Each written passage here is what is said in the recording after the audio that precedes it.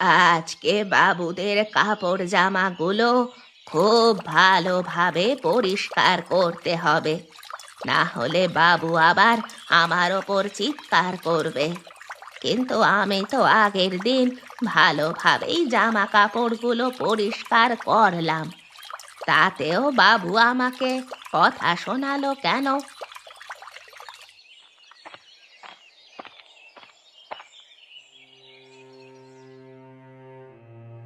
এই বুড়ি, চুপচাপ এই জামা কাপড়গুলো পরিষ্কার কর। আমার জামাটা ভালো করে পরিষ্কার করে দিবি, না হলে তোর খবর আছে বলে দিলাম। শোন তো বাবা, তোমার আবার কি হলো? তুমি এরকম করে কথা বলছো কেন? তোমার কি কোনো কিছুতে রাগ হয়েছে বাবা? আমাকে বলো। তুই বড্ড বেশি কথা বলিস। বাবা ঠিকই বলে, কথা বেশি বলে কাজ কম করিস। এইভাবে চলবে না, এই বাড়ি থেকে বের করে দেবো বলে দিলাম। চল। এ কি বাবা, তুমি আমার সাথে এরকম করে ব্যবহার করছো কেন? তোমাকে কে সব কথা বলতে শিখিয়েছে?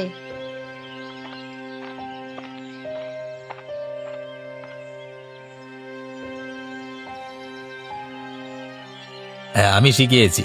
কেন, খুব ভালো শিখেছে না? কিন্তু বাবু, ও তো এখনো ছোট। ও যদি এখনই বড়দেরকে তুই তোকারি করে কথা বলে, সেটা কি ভালো দেখায়?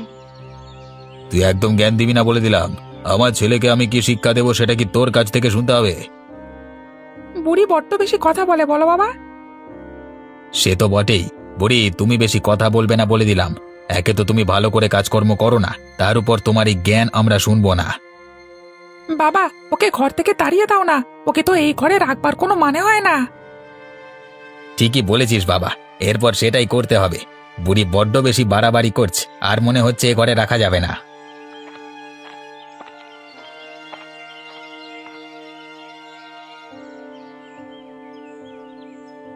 কি হলো তোমাদের দুজনে? তোমরা বুড়িমাকে কি বলছো? বাবা বলেছে বুড়িকে ঘর থেকে তাড়িয়ে দেবে। সে কি, কেন তাড়িয়ে দেবে কেন? বুড়ি ভালো কাজ করে না, আমাদের কাপড় জামাগুলো ভালো করে পরিষ্কার করে না। কে বলেছে এসব কথা? কি গো, তুমি ওকে এসব কথা শিখিয়েছো? হ্যাঁ, শিখিয়েছি। আর শেখাবো না কেন? যেটা সত্যি সেটাই বলেছি। ছেড়ে দে মা, তোরা নিজেদের মধ্যে ঝগড়া করিস না। আমার কাজে যদি কোনো ত্রুটি থাকে, তাহলে আমাকে ক্ষমা করে দিস। দ্বিতীয়বার এই ভুল আর হবে না। না বুড়িমা, আপনি একদম এসব কথা ভাববেন না। আপনি যেমন কাজ করছেন করে যান। আপনার কাজ নিয়ে কোনো সমস্যা নেই। এদের কথা একদম শুনবেন না। বুড়ি, তুই কিন্তু বেশি কথা বলবি না বলে দিলাম। শয়তান ছেলে কোথাকার! তোকে এত বড় বড় কথা বলতে কে বলেছে? যা, ঘরে যা। তুমি এভাবে ওকে মারলে কেন? ছোট মুখে বড় বড় কথা বললে তাকে সোজা করা প্রয়োজন। তোমার জন্য ছেলেটা দিন দিন বিগড়ে যাচ্ছে। আমি কিন্তু এসব আর সহ্য করবো নাই বলে দিলাম। শোন বুড়ি, তোর জন্য আমার ছেলেটাকে আজকে মার খেতে হলো। আমার ভুল হয়ে গেছে বাবু। আমি আপনাদের কাজ খুব ভালো করে করব। এরপর থেকে আমার আর কোনো ভুল হবে না, আমি কথা দিচ্ছি।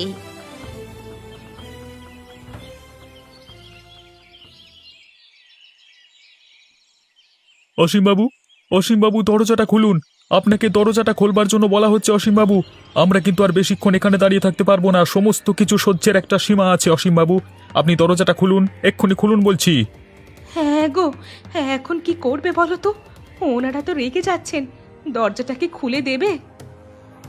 চুপটি করে বসে দাও কেটে। একবার যদি আমাদের হাতের কাছে পায়, তাহলে কিন্তু ছেলের ঘাড়ি টানিয়ে ছাড়বে। একদম চুপ করে বসে থাকো, কোনো কথা বলবে না।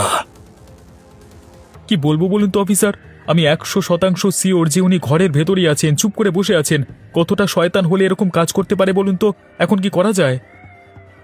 এভাবে হবে না, দরজাটাকে ভেঙে ফেলতে হবে। ভেঙে ফেলে ঘরে ঢুকে ওর কলার ধরে নিয়ে গিয়ে জেলের মধ্যে ঢুকাবো। সেটাই একমাত্র উপায়। চলুন, দরজাটা ভেঙে ফেলা যাক। ওরা বোধহয় দরজাটা ভেঙে ফেলবে। হ্যাঁ, এখন আমাদের কিছু করা উচিত, না হলে ওরা রেগে গেলে। দেখুন অফিসার, দেখুন ওরা দুজন কেমন ঘাপটি মেরে বসে আছে। দেখুন, ওদের দুটোকে অ্যারেস্ট করুন। রাস্কেল, লাখ লাখ টাকা লোন নিয়ে এখন সেটা না চোকাতে পেরে এখানে ঘাপটি মেরে এসে বসে থাকা হচ্ছে। পালিয়ে বাঁচবি কোথায় তুই? চল চল, এক্ষুনি তোকে অ্যারেস্ট করে নিয়ে যাব, চল। আমাকে আমাকে একটা সুযোগ দিন অফিসার, আমি আর কোনোদিন এরকম কাজ করব না। আমি আপনাকে কথা দিচ্ছি, আমাকে আর একটা সুযোগ দিন। তোকে কোনো সুযোগ দেওয়া যাবে না, তুই একটা লোফার। আগে তো অনেক সময় চেয়েছিলিস, আমি তো তোকে সময় দিয়েছিলাম, কিন্তু তুই সেই সময়ের সৎ ব্যবহার করতে পেরেছিস, ছাগল কোথাকার। আপনি দয়া করে ক্ষমা করে দিন, আমাদের আর এই ভুল হবে না।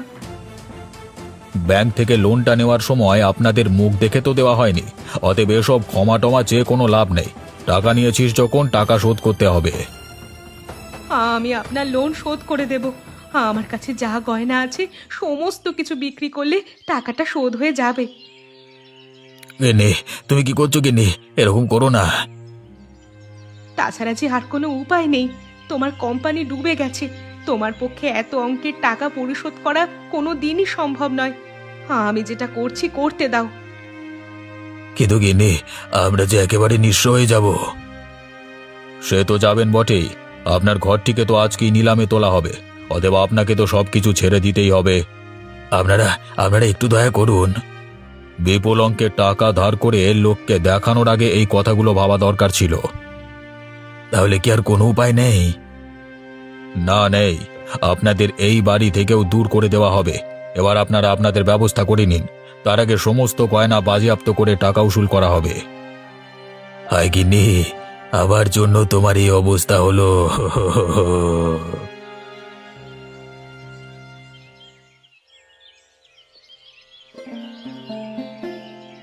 গিন্নি, এবার ধীরে সুস্থে মনে হচ্ছে আমাদের জন্য আমরা এক কামরা পাকা ঘর তুলতে পারবো। হ্যাঁ, আমাদের কতদিনের শখ একটা পাকা বাড়ি করব। ওপরওয়ালা অবশেষে আমাদের সেই দিন দেখাতে চলেছেন। তুমি তো ভুল করলে গিন্নি, তোমার দিদি তো বড়লোকের ঘরে বিয়ে করেছে, তুমি শুধু শুধু আমার কাছে চলে এলে। না হলে তো প্রথম থেকেই পাকা বাড়িতে থাকতে পারতে। এই 8-10 বছর ধরে তোমাকে কষ্ট করতে হতো না। এসব তুমি কি বলছো? এই যে প্রথম থেকে আমরা নিজেকে জিনিসটা গড়ে তুলেছি, এটাতেই অনেক। এর থেকে বেশি তো আর কিছু চাই না। হ্যাঁ, তোমার দিদি জামাইবাবু কত সুখী মানুষ। তোমার মতো তো আর পান্তা ভাত খেয়ে তাদেরকে দিন কাটাতে হয় না। তারা ভালো মন্দ খাবার খায়, ভালো ঘরে থাকে। তুমি আবার সেই শুরু করলে তো? তোমাকে না কতবার বারণ করেছি। আচ্ছা আচ্ছা, ঠিক আছে ঠিক আছে। তুমি একটা কথা বলো দেখি, তোমার কি কোনোদিন শ্বশুর বাড়িতে যেতে মন চায় না? এই কথা কেন বলছো গিন্নি? শ্বশুর বাড়ি যেতে কার আবার মন চায় না? আমার বুড়িমাটার কথা একবার ভাবো, সে তো আমাদেরকে কোনোদিন দেখেনি, তারও কি মন খারাপ করে না? অবশ্যই মন খারাপ করে। উনি বৃদ্ধা হয়েছেন, আমাদের জন্য মন খারাপ তো করবেই। তা তোমার কি যেতে ইচ্ছে করছে নাকি? চলো না, একবার মায়ের কাছ থেকে ঘুরে আসি। কতদিন তো যাওয়া হয় না। ঠিক আছে, তাহলে একদিন যেতে হবে তো। আমার কাজের চাপটা একটু কমুক। তোমার কাজের চাপ কোনোদিনই কমবে না। চলো, আমরা কদিনের জন্য একবার ঘুরে আসি। ঠিক আছে, তুমি যখন বলছো তাহলে কদিনের মধ্যেই ব্যবস্থা করছি।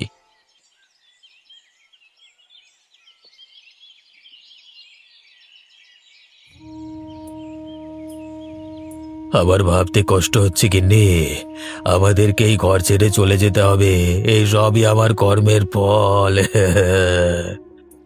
কি করবে বলো? আমাদের কপালে হয়তো এটাই লেখা ছিল। ওই জন্যই বলে লোককে বেশি দেখাতে নেই। তুমি ঠিকই বলেছ, আমার এটা সব থেকে বড় ভুল হয়েছে। ভুল তো আমরা অনেক দিন ধরেই করে আসছি। আমাদের নিজেদেরকে সংযত করার প্রয়োজন ছিল, কিন্তু সেটা আমরা করিনি। মনে আছে আমরা কিভাবে মাকে অপমান করেছিলাম? আরে, এসব দিয়ে কি খাওয়া যায়? এত দূর থেকে এখানে ঘুরতে এলাম এসব খাওয়ার জন্য? আমার নিজের পুকুরের মাছ বাবা, আমি অনেক কষ্ট করে চাষ করেছি। খেয়ে দেখো না, খুব ভালো লাগবে খেতে। মা, তোমার কি কোনো জ্ঞান বুদ্ধি নেই? আমরা খাবো এসব খাবার? তুমি তো জানো তোমার জামাই আবার মাংস ছাড়া ভাত খায় না। এসব কি করতে করেছো? এই বাবা, একই আমার এই গ্রামে এসে মাটির মধ্যে বসতে খুব বিরক্ত লাগছিল, তার উপর আবার ছাইপাশ খাবার মুখের সামনে দেখে খুব বিরক্ত লাগছে কি নিয়ে। চলো চলো এখান থেকে চলে যাই, চলো। আমার একদম ভালো লাগছে না এখানে, তেরিকা। মা, তুমি দিলে তো তোমার জামাইয়ের মনটা ভেঙে। সত্যি তোমার না কোনো কাণ্ডজ্ঞান নেই। সবসময় কি এসব ভালো লাগে নাকি? চলো চলো গিন্নি, এখানে থাকতে আর ভালো লাগছে না, চলো যাওয়া যাক। তোমার মাকে কত হেয় করেছি, ওনার সাথে এরকম ব্যবহার করা আমার একদম উচিত হয়নি। আর আজকে আমাদের কি দিন দেখতে হচ্ছে। সামান্য ভাতটুকু খাওয়ার মতো আমাদের কাছে পয়সাটুকুও নেই। হ্যাঁ গো গিন্নি, এটাই হলো সময় তোমার মায়ের কাছ থেকে ক্ষমা চেয়ে নেওয়ার। চলো চলো আবার ওখানে আমরা ফিরে যাই, আজকের পর থেকে আমরা গ্রামেই থাকবো। হ্যাঁ গো, মায়ের পায়ে ধরে ক্ষমা চাইবো আমরা, আর আমাদের এই অবস্থার কথা বলবো। মা নিশ্চয়ই আমাদের ক্ষমা করে দেবেন।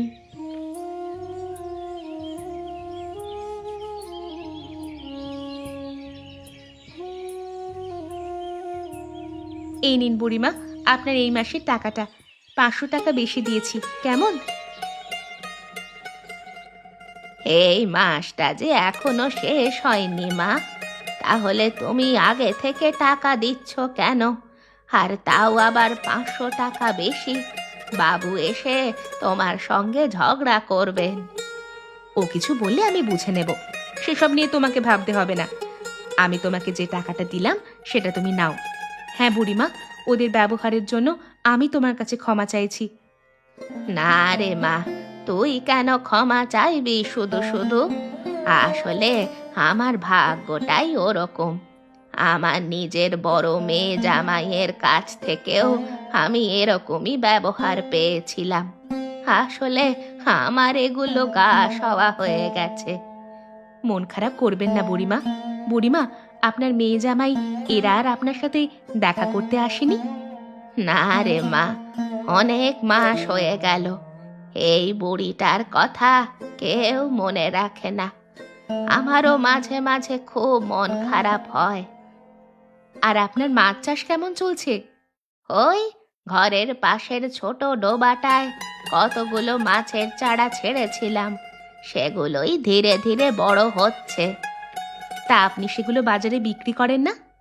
না মা, বাজারে বিক্রি করবার জন্য তো আমি চাষ করিনি। মাঝে মাঝে কোনো কুটুমজন এলে ওপর থেকে মাছ ধরে নিয়ে খাওয়াই। তা আমাদেরকে কবে খাওয়াচ্ছেন? তুমি একদিন চলো মা আমাদের বাড়িতে, সেখানে তোমাকে গরম গরম মাছ ভাজা আর গরম ভাত খাওয়াবো। বেশ বুড়িমা, আপনি যখন আমাকে নিমন্ত্রণ করলেন আমি নিশ্চয়ই যাব আপনার বাড়ি। ঠিক আছে মা, আমি তাহলে এখন চললাম, কেমন?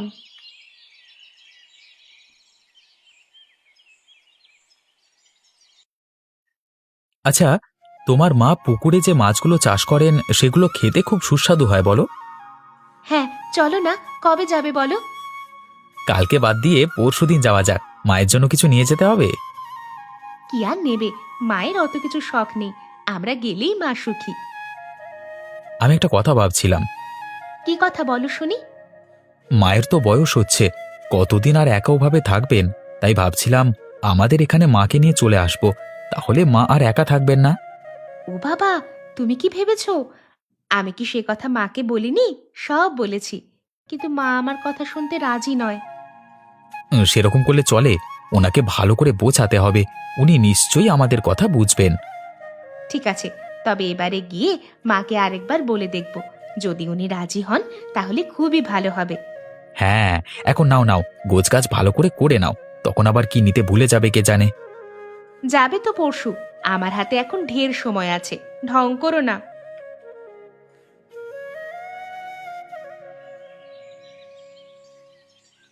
অর্থের অহংকারে আমরা একদম ডুবে গেছিলাম মা, তাই আমাদের অজান্তে আপনাকে অনেক অপমান করেছি, আপনি দয়া করে আমাকে ক্ষমা করে দিন। হ্যাঁ মা, তুমি আর আমাদের ওপর রাগ করে থেকো না, দয়া করে আমাদের ক্ষমা করে দাও। আমরা সত্যিই অনেক বড় ভুল করে ফেলেছি। আরে তোমরা দুজন এরকম করছো কেন? কি হয়েছে তোমাদের? তোমাদের এই অবস্থা কি করে হলো? লোক দেখাতে গিয়ে সর্বস্ব হারিয়ে ফেলেছি মা, আমাকে দয়া করে ক্ষমা করে দিন। আর আমি থাকতে তোমাদের কোনো চিন্তা নেই। তোমাদের ঘর নেই তো কি হয়েছে, আমার ঘর তো আছে। আমার ঘরটাই তোমাদের ঘর। মা, তোমার সঙ্গে আগে যে ব্যবহার করেছি। ও সব কথা আর বলতে হবে না। আচ্ছা বাবা জীবন, তোমার কাজ কি? সব হারিয়েছি মা, সব হারিয়েছি। আমি একেবারে পথে বসে গেছি। ঠিক আছে, এসো, তোমরা ভেতরে এসো। আর এভাবে কষ্ট পেও না। অনেকক্ষণ তো কিছু মুখে দেওয়া হয়নি। এসো, কিছু খেয়ে নেবে, এসো। মা, তুমি এখন কোথায় যাচ্ছিলে মা? কোথায় আবার যাব, লোকের বাড়িতে কাজ করতে যাচ্ছিলাম। আপনি আপনি এই বয়সে লোকের বাড়িতে কাজ করেন? কি করব বাবা, বেঁচে থাকতে গেলে তো কাজ করতেই হবে, না হলে যে উপায় নেই। আপনি আর মাছ চাষ করেন নাকি মা? হ্যাঁ বাবা, সে তো করবই, ওটা যে আমার নেশা। মা, একটা কথা বলবো? তোমার এই মাছ চাষটা যদি এখন বড় করা হয় কেমন হবে? তুমি ঠিকই বলেছ। এখন তো আমার হাতে কোনো কাজ নেই, আমরা তো এখানেই থাকবো। আমরা থাকতে মাকে আর কাজ করতে হবে কেন? হ্যাঁ হ্যাঁ, ঠিকই বলেছো। আর তুমি কাদের বাড়ি কাজে যাচ্ছিলে বলো তো? আমি আজকে থেকে তাদের বাড়িতে কাজে যাব। এ তোরা কি বলছিস? আমি থাকতে তোরা কেন কষ্ট করতে যাবি? না মা, সারা জীবন তুমি অনেক কষ্ট করেছো, আমাদেরকে মানুষ করা, আমাদেরকে বড় করে তোলা। আজ থেকে তোমার সব কষ্ট আমরা লাঘব করে দেব। আমরা আজ থেকে তোমার দায়িত্ব নেব।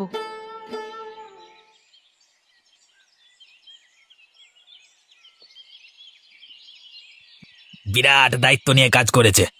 এত দায়িত্ব নিয়েছ, কালকে 500 টাকা বেশি দিয়েছ, আজকে দেখো কাজে আসতে দেরি করে ফেলেছে। আমি এই জন্যই বলি, এই সব লোকেদেরকে বেশি মাথায় উঠিও না। ওদের জাত আমার জানা আছে, ওরা খেতে পেলে শুতে যায়। বুড়িমার সম্পর্কে তুমি একটু বেশি কথা বলছো। উনি বৃদ্ধা হয়েছেন, হয়তো শরীর খারাপ হয়েছে, না হলে তো উনি কোনোদিন কাজ কামাই করেন না। সেদিন আমার ছেলেটা সত্যি কথা বললো বলে তুমি ওকে চড় মারলে। হ্যাঁ, আজকে বুড়ি এলে তুমি তাকে চড় মারতে পারবে? আমার অত সাহস নেই গো। বয়স্ক মানুষের গায়ে হাত তোলা কতটা পাপ তুমি জানো। আজকে আসুক বুড়ি, আমি আজকে ওকে ঘর ছাড়া করব।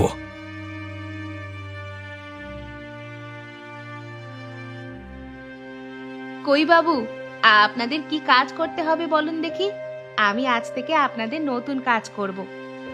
আরে তুই লতা না, তুই এখানে কাজ করবি কেন? তুই তো অনেক বড় লোকের। বড় লোক ছোট লোক অত বুঝি না। আজ থেকে মায়ের বদলে আমি কাজ করব। কাজ কখনো ছোট হয় না। না মানে তুই। আমরা এলাম বলেই মা আসতে আসতে দেরি করে ফেললো। মানে মা আর আসবে না, মায়ের বদলে আমিই আসবো আজ থেকে কাজে। ঠিক আছে, যা ভালো বুঝিস কর। আমি চললাম তবে। গিন্নি, কি কি সব হচ্ছে? এ কি লতা, তুমি এখানে হঠাৎ করে? সব পরে বলবো। আমি তো এখন থেকে এখানেই থাকবো, সব কিছু তোমাকে বলবো। তুমি কোনো চিন্তা করো না। এখন আমাকে কাজের জায়গাটা দেখিয়ে দাও তো।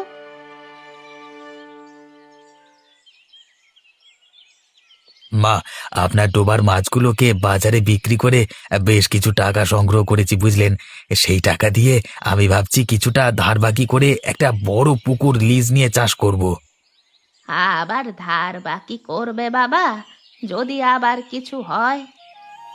কিছু হবে না, আপনি কোনো চিন্তা করবেন না।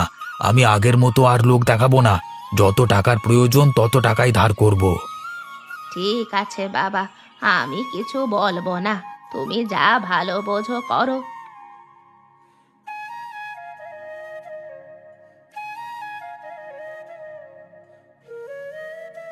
আরে অসীম দা যে, আমি ভাবতে পারিনি তোমাকে এখানে দেখতে পাবো। আরে বিমল নাকি? ভাই এসো এসো। সত্যি তোমরা যে এই সময় আসবে ভাবতেই পারিনি। আপনারা তাহলে কবে এলেন? এই কদিন আগে এসেছি বোন। আপনার গাড়িটা দেখলাম না, গাড়িটা আনেননি নাকি? গাড়ি আর নেই বোন, আমি একদম ভিখিরি হয়ে গেছি। আবার নতুন করে নিজেকে তৈরি করছি গো। তার মানে দিদি কোথায়? হ্যাঁ, তোমার দিদি এখানে একজনকার বাড়িতে কাজ করতে গেছে। কিন্তু এসব কি করে হলো? আরে বলবো বলবো, সব বলবো। আগে তোমরা ভেতরে চলো, বিশ্রাম নেবে, তারপর বাকি কথা হবে।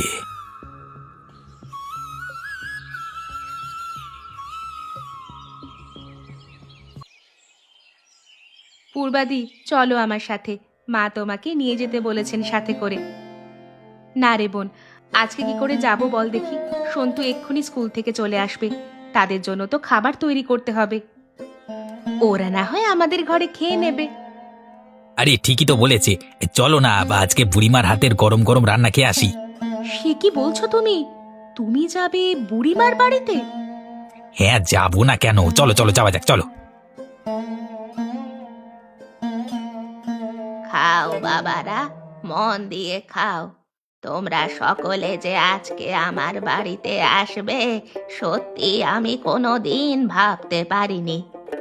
হ্যাঁ, আপনার হাতের এই ভাজা মাছ আমার অপূর্ব লাগে।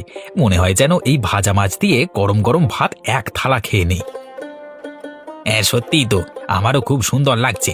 আগে তো আমি কোনোদিন এরকম সুস্বাদু মাছ ভাজা খাইনি। দেখলে হবে, খরচা আছে।